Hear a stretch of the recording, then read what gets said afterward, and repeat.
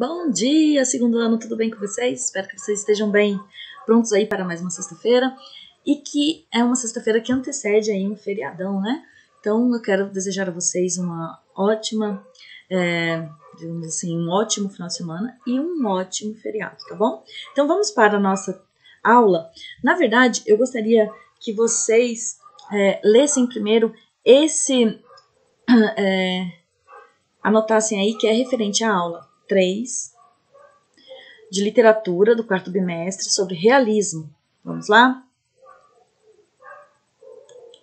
Mas antes, eu quero que vocês façam a leitura desta informação aqui.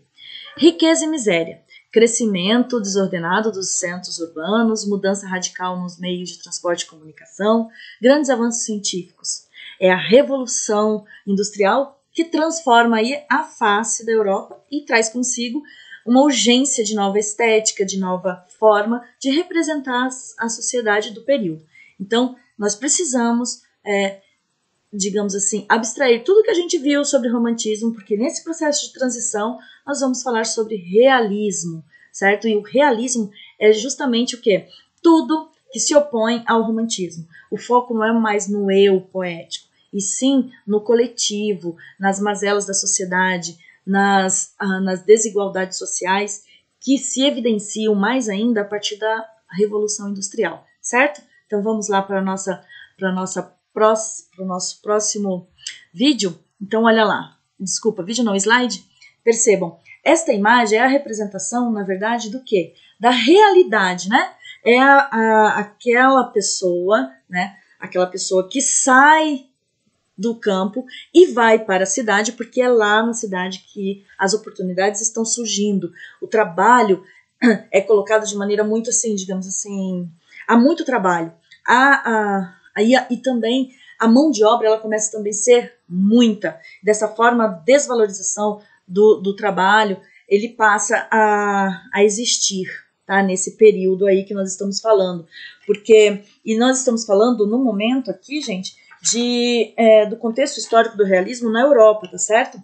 Então, assim, na primeira metade do século XIX, o romantismo dominou a cena artística em boa parte do mundo ocidental. Isso é fato, nós vimos isso. Só que aí, o que acontece? Já a partir da segunda parte desse mesmo século, a estética romântica perde, né, e mostra sinais de esgotamento. E a visão do mundo romântica, que antes era também vinculada, além de ser para o eu poético, também focava na vida burguesa, mas sempre com uma perspectiva, né, dupla. De um lado, a crítica ferrenha às ambições burguesas, de tomada de poder e afirmação de valores, né? E do outro, as aspirações pelo ideal de liberdade e igualdade.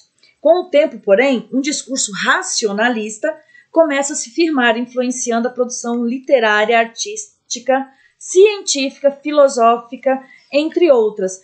Quando, professora, você fala assim, entre outras, gente, eu quero dizer para vocês que é digamos assim, no contexto geral de tudo que acontece na sociedade, tá certo? Então vocês percebam que a representação da realidade ela fica muito latente nessa imagem.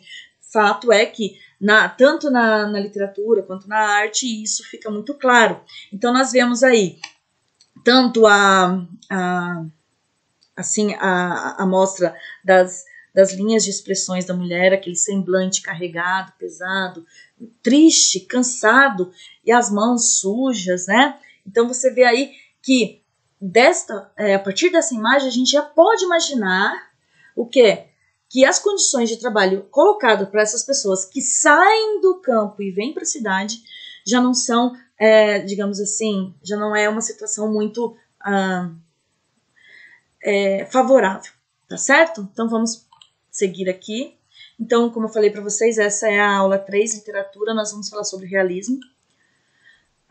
E eu trouxe aqui para vocês a representação de arte, de pintura, um exemplo de pintura romântica e um exemplo de pintura realista. Vocês podem perceber aqui, né, o detalhe, o semblante da mulher idealizada, ela vem como, né, um olhar assim tão pleno, tão, sabe, sem aquela representação do sofrimento, a representação da realidade, os fatos, né, que ocorriam na época. Olha lá aqueles dois camponeses, né, vindo ali e sendo, não tinham onde ficar, estão ali naquela palha, naquele feno. Então vocês podem perceber, né, que essa pintura do realismo, ele é na verdade o precursor do realismo na Europa, tá certo? Então aqui nós trazemos para vocês alguns fatos, né, que contextualizam o histórico do realismo. Então, os principais fatos históricos que permeiam o realismo são desenvolvimento de teorias científicas na Europa, tais como o evolucionismo, que vem, né, representado por Charles Darwin, e ele baseia-se na seleção natural, segundo a qual apenas espécies mais aptas são capazes de sobreviver e perpetuar a espécie. Essa teoria entrou em choque com os ideais criacionistas, ou seja, com a igreja, tá? Então nós vemos aí que a racionalidade, ela é focada no quê? Em fatos que são, digamos assim, provados pela ciência, né? Ou pelo menos que buscam ser provados pela ciência. Então a busca pelo racional, ela é evidente e vai perdendo o quê? Vai perdendo campo justamente para a igreja. A igreja está perdendo campo desde do humanismo e ela vem... Mas vejam, ela perde campo, não que ela não seja ainda uma instituição que tenha poder, que tenha, né, que seja escutada. Aí vem o comunismo, que fala um pouquinho aí sobre, né, o direito de divisões e tudo mais. O determinismo, que é representado por Hippolyte Taine, ele defende o comportamento humano determinado e condicionado pelo meio e pelo contexto histórico e pela sua raça. Então ele vem com esse determinismo. Nós temos o positivismo de Auguste Comte, que fundamenta-se na ideia de que o conhecimento científico, formulado com base na observação e nos experimentos, é o único válido. Nossa, será que ele teve algum embate com a Igreja Católica? Isso fica aí o meu questionamento para que vocês criem essa própria criticidade. Depois nós vimos ali com a doutrina política e econômica pautada na ideia de distribuição de riquezas decorrentes de forma social, que excluiria a divisão de classes e propriedade privada. Isso aqui atende ao comunismo. Tá? Nós estamos falando de marxismo, socialismo, certo? Representado por Karl Marx e Friedrich Engels. E viemos também com a psicanálise, que vem representado pelo Sigmund Freud, que defende a teoria que pretende explicar o funcionamento do aparelho psíquico, né, mente humana, e tornar conscientes o processo psíquicos inconscientes que foram reprimidos ou recalcados durante as etapas do desenvolvimento do sujeito por meio de métodos de associação livre. Então, gente, quais são os principais aspectos, então, do realismo? A racionalidade, que se preocupa com a verdade, a valorização do conhecimento racional, com pesquisa e observação da realidade. Já falando no campo de, digamos assim, do cuidado com o eu poético, nós vimos que enquanto o romantismo se preocupava com o eu, o realismo, ele traz o quê? Um distanciamento entre o autor e os temas por ele apresentados nas obras. Então, eu posso dizer que há uma impessoalidade. Há uma separação entre os sentimentos do autor e do personagem. Isso fica muito claro nesse período literário. A objetividade versus o quê? A subjetividade do romantismo. Na objetividade, não há mais uma informação idealizada. A realidade é descrita como algo concreto e palpável. Contemporaneidade. O contexto histórico e social no qual o autor está inserido é o mesmo retratado nas obras. A crítica à burguesia acontece? Acontece. As obras realistas criticam e questionam valores e ideais burgueses. Então, gente, falando e contrapondo realismo na Europa, né? Então nós vamos contrapor aqui as características do romantismo e as características do realismo, tá? Veja, eu coloquei aqui essa tela para vocês sobre a abolição da escravidão no Brasil em 1888 e a proclamação da República Brasileira em 1889. Eu já estou aqui embasando e fundamentando algumas características que são próprias do Brasil e que vão, de certa forma, ser incorporadas no estilo realístico, tá? No estilo do realismo. Porém, vocês sabem que todo o contexto histórico, social, cultural influencia, né, no quê? Nesse período. Por quê? Eu posso ter ideais do realismo, porém, isso não se perde, mas ele vai ser incorporado a uma realidade que é diferente daquela que aconteceu na Europa, aquela que aconteceu em Portugal, tá certo? Então, vamos falar das características do romantismo na Europa e vamos falar do realismo, tá? Também na Europa. Então, olha só, enquanto o romantismo privilegiava a subjetividade, o realismo a objetividade. O romantismo tem a idealização da realidade. Já o realismo, ele retrata fiel, né? Ele é o retrato fiel da realidade. No romantismo, os personagens mais simples, né, são colocados e também são estereotipados. Surge ali, né, o personagem tipo. Já no realismo, os personagens mais complexos, eles são mais complexos e também há uma maior densidade psicológica, ou seja, foca-se nessa densidade psicológica. No romantismo, há a valorização do nacionalismo, já no realismo, o do universalismo. Enquanto no romantismo há a valorização do passado histórico, e nós vamos ver isso principalmente em Portugal, no realismo há uma valorização do presente. No romantismo, a literatura é tida como uma fuga da realidade. Já no realismo, a literatura ela é utilizada como uma forma de engajamento.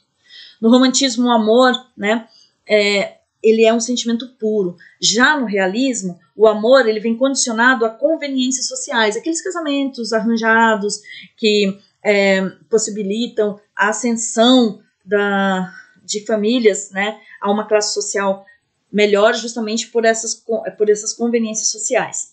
No romantismo, há uma proximidade emocional. Já no realismo, há um distanciamento emocional. Então, gente, nesse momento, tá, o romantismo já se encontrava desgastado. O público leitor esperava mais do que um excesso de sentimentalismo e amor à pátria. Surge então o realismo, que é essa estética literária que pretende representar nas obras uma visão mais lúcida da realidade. E na Europa, a publicação do romance Madame Bovary, de 1856, do escritor francês Gustave Flaubert, foi inaugural dessa estética. Por quê? Ele traz ali, né? Eu vou trazer aqui uma imagem para vocês, deixa eu ver aqui se eu consigo, aqui, olha. Peraí. Aqui. Essa é uma ilustração do próprio autor, Gustave Flaubert, para o livro Madame Bovary, que é uma das obras-primas do realismo. Então, esse livro, digamos assim, que seria um romance precursor do que estava sendo já representado na sociedade através da estética do realismo. Então, o que acontece? Na verdade, é como se fosse colocar realmente como eram os relacionamentos. Porque no romantismo era tudo idealizado, tudo era lindo, tudo era maravilhoso, a mulher era perfeita. No realismo não, mostra que a mulher, ela sim pode buscar as conveniências sociais, porque isso é exigido pela família, isso é colocado para a sociedade, mas ela vai de uma forma infeliz. E dessa forma, né, digamos assim, embaixo dos panos, ela busca a sua realização emocional. E desta forma ocorrem o quê? Traições, ocorrem situações, né, em que a mulher é colocada com condições reais que podem vir a acontecer, que acontecem e que muitas vezes são escondidas pela sociedade. Então esse livro, ele é, na verdade, o precursor dessa estética. E detalhe, Flaubert, ele, por escancarar, né, digamos assim, os porões da sociedade, ele foi muito criticado, inclusive ele foi acionado pela justiça para, digamos assim, dar testemunho lá do porquê, do que ele está falando, né, da sociedade. Então, assim, por causa da publicação do romance de Madame Bovary, Gustave Flaubert foi perseguido pela justiça. Logo que surgiu essa obra, causou um enorme interesse do público leitor, é claro, né, as pessoas queriam saber o que estava acontecendo aí. As autoridades, porém, acusavam o romance de ser um atentado ao pudor, à moralidade e à religião. Flaubert foi então indiciado justamente com Laurent Pichat, que é um diretor da revista Revue de Paris, em que o contexto foi publicado pela primeira vez, na forma de episódios. Esse escândalo provocou o interesse de mais e mais leitores, motivando uma vendagem enorme. Então veja só, como a sociedade, de certa forma, ela é hipócrita, não é verdade? Porque ela traz todo esse questionamento, né? E daí, de fatos que realmente acontecem, né? As coisas não são só amores, há outras questões, outros fatos que devem ser, né, relacionados e devem ser levados em consideração, ok? Então, na sequência, a gente viu aqui sobre Madame Bovary, né, o realismo na literatura, para além da obra de Gustave Flaubert, o autor já citado de Madame Bovary, vale a pena também conhecer outros autores europeus, como Balzac, Eça de Queiroz. Eça de Queiroz foi um grande nome na literatura portuguesa, focado em Portugal. Émile Zola, Dostoiévski. Então, assim, na próxima videoaula, a professora vai falar sobre o realismo em Portugal e o realismo no Brasil.